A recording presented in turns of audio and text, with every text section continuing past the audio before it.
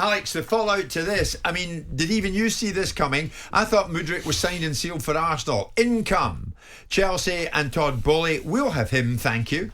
88.6 million, 8.5-year deal. I mean, it beggars belief, doesn't it? Certainly does. This is the ultimate hijack, isn't it, from Chelsea? Not the first time they've effectively allowed another club to do their scouting and then stolen in at the last minute. They did it to a certain extent with Mark Cucurella when he looked bound for Manchester City in the summer. Big money for a player who hasn't yet proven himself outside of Ukraine. I know that Roberto De Zerbi on the subject of Brighton. He managed him at Shakhtar. He thinks he's a potential Ballon d'Or winner. Just a quick note on the length of the deal. That comes with risk attached, doesn't it? Because if he isn't the world beater that maybe people think he is, they've settled themselves with a 7.5-year plus a year's option contract. The reason they've done that is to get around FFP breaches, because we spoke to a football finance expert on the boot room last night, and he was saying that basically the transfer fee will be broken down per yearly, so £11 million for every year of the contract, as opposed to big money up front. But yeah, it's bizarre when it comes to Chelsea. Not the reason. That's not the reasons why they've done it that way at all. It's because they're that's what the football finance expert told us. It's nothing to do with how they spread the payments. It's how they capitalise the value on the balance sheet. If you put a player who's bought for 80 million quid, which, by the way, he wasn't, he was bought for 70 million quid, and the rest are add-ons which may never manifest themselves. So let's get the principal value of 70 million. If you put it on a 4-year contract, that depreciates at £17.5 million a year. If you put it on an 8-year contract... staggering payment, Simon. I said that it would be broken down. The salary would be broken down per annum. Nothing to do with the salary. Nothing to do with the salary. It's capitalising the transfer value. The transfer fee. Okay, it's capitalising the transfer value. That's why they've done it. And that's simply why they've done it. It's probably quite a unique way of doing business, and it's not the only player they've done it with. They're looking to sign all of their players on longer-term contracts. It's an interesting perspective, whether it plays out as a sensible one, but it's certainly a commercial vantage point they're taking. If we just take our head out of the pounds and pence just for a second, go back to Jim's original point, I do feel this is a worrying thing to hear Potter say, because it feels as if we're talking about Klopp in the same context, and we're saying that Klopp is in charge there. He makes the decisions. We bring someone in, we don't. It sounds like Potter is saying, well, okay, I won't say no to the player. I'm not necessarily saying going to disagree, but it's not my player. And I feel that is worrying at Chelsea, is who's leading this. It seems the owner is definitely leading the signings at this club. Well, last week Potter said it was the most difficult job in football, so I wouldn't take too much notice of what he says right now. I'd look more about what he's doing on the bleeding pitch, which ain't a lot. So, Alex, what about elsewhere? The future of West Ham's Michail Antonio, is he off, or what's happening?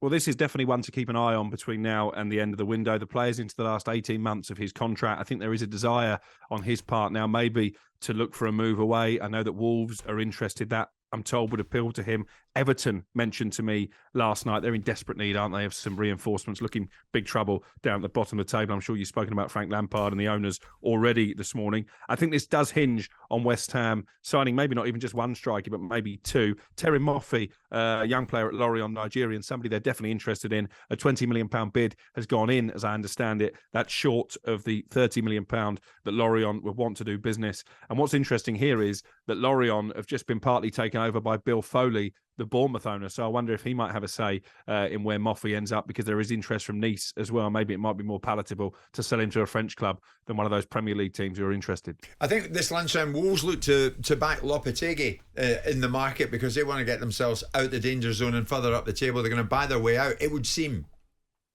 Yeah, well, they've already started to do that, haven't they? They signed Matthias Cunha. He's a record signing. Mario Lemina arrived at the end of last week. Two more midfielders potentially on their way. I think João Gomez from Flamengo is quite close now.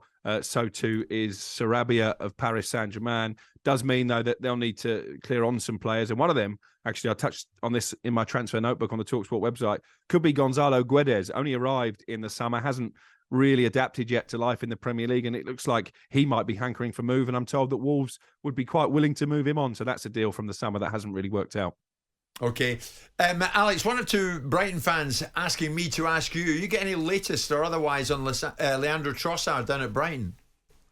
No, but I did speak to Roberto De Zerbi after the game, and obviously it was a brilliant win against Liverpool. I said, sorry, to bring up a negative now, and he said it's not a negative about Trossard. He said the door is still open. I'm comfortable, said De Zerbi, with how I've acted He denied the claims of being disrespectful that were levelled at him by Trossard's agent. I think the player clearly wants to move. There is interest from Tottenham. There's been a verbal conversation. I think Brighton are now waiting for a formal bid from Spurs, and maybe keep an eye on Arsenal as well. Having missed out on Mudryk, they clearly need some wide players. Trossard, much cheaper option. I think it would probably cost about 25 to 30 million pounds. I think it's probably best for all concerns that Leandro Trossard moves on now. But again, I think De Zerbi has handled this really well. I disagree, Alex. And he also said, didn't he, De Zerbi, that he's a really good lad. Trossard's a really good lad, which you didn't tell us, that he told us after that match. He didn't say that to me. Well, he said it very much. If you read all the quotes he's attributed to this weekend, he said that. So I think that's the very first step, Alex, and I think he'll be staying there at Brighton. He's a good player, that's for sure. They tried to re-sign before the World Cup. Didn't happen. Okay, McAllister worked out and they signed him. He's just lost his way a little bit. And young Ferguson's come in, by the way, and done really well and doesn't deserve to be sort of on He's the a end good of lad, this. but his agent says the player wants to leave. I think he'll leave. If not now, then certainly in the summer. I think his Brighton career is coming to an end.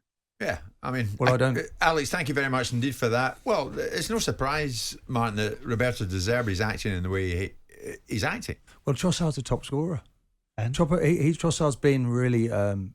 Well, was for them. De Zerbi right? And I think when a manager to drop him for the Liverpool game after he left training early without permission?